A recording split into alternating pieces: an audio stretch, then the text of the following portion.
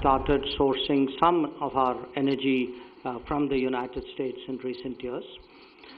On trade and investments, the U.S. is today our largest trade partner. It's among our key investment sources as well.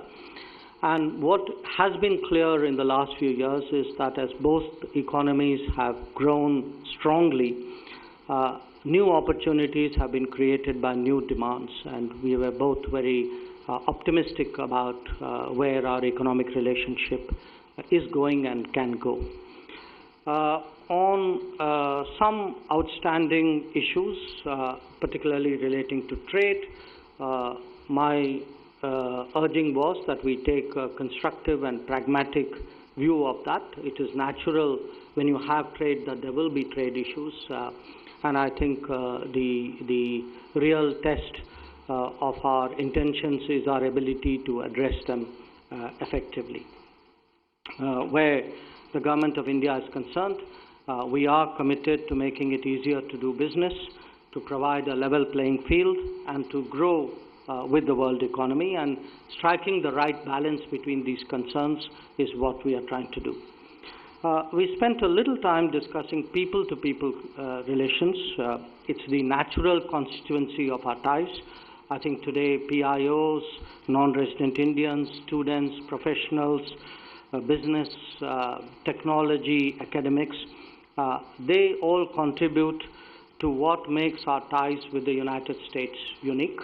I think Secretary Pompeo in his own previous careers is very conversant with that. So I'm confident that there would be greater understanding of this particular factor in our ties. On global issues, we discussed Afghanistan. Secretary Pompeo came in directly from Kabul. So he briefed me about some of the discussions he had there.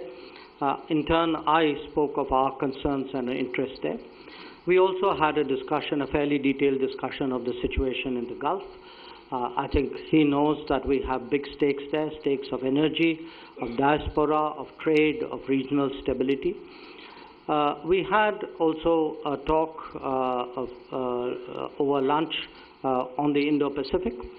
On the Indo-Pacific, the big point I made was that the Indo-Pacific is for something, not against somebody. And that something is peace, security, stability, prosperity, and rules. So we're really looking at a landscape where a number of independent players today work together for what they believe to be global good. So this, from my perspective, is broadly a sort of a summary of what we have spent the last few hours on. Secretary Pompeo met the Prime Minister in the morning and also with the National Security Advisor. We then, from here, independently journeyed to Japan, so I guess we're going to see each other there. So, I again welcome him. I look forward to really a close working relationship with him, and I'm very, very confident that together we can really take the relationship between our two countries to a different level. And may I, Secretary, invite you to make your remarks. Thank you. Good afternoon, everyone. It's great to be here. It was great for me to be able to get in here so quickly after the election, the enormous election that Prime Minister Modi won. Having run a few campaigns myself, it was incredibly impressive. And the mandate that he's received, I think, is incredibly important. Minister Jaishankar, it's great to be with you. It's great to have a chance to spend as much time as we had here today. I know we'll get a chance to do that regularly and frequently, and I very much look forward to that. I'm confident that we have the benefit of building on a strong foundation between two of the world's great democracies. We saw this in the election. We saw this incredible democratic vigor and lead to a wonderful outcome.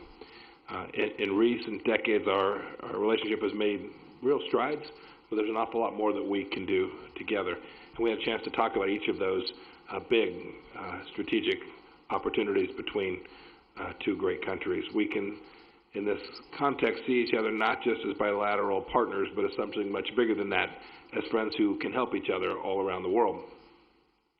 In addition to conveying President Trump's best wishes today, I also had a chance to discuss with Prime Minister Modi these historic opportunities, and I'll elaborate on our potential in the speech at the India International Center a little bit later this afternoon.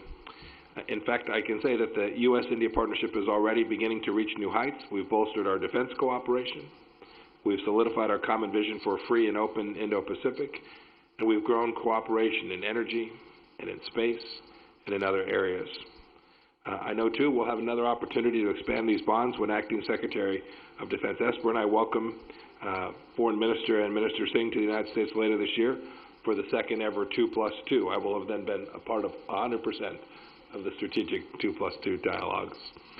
The United States is committed to ensuring that India has the military capabilities it needs to uphold its territorial integrity and to confront 21st century challenges.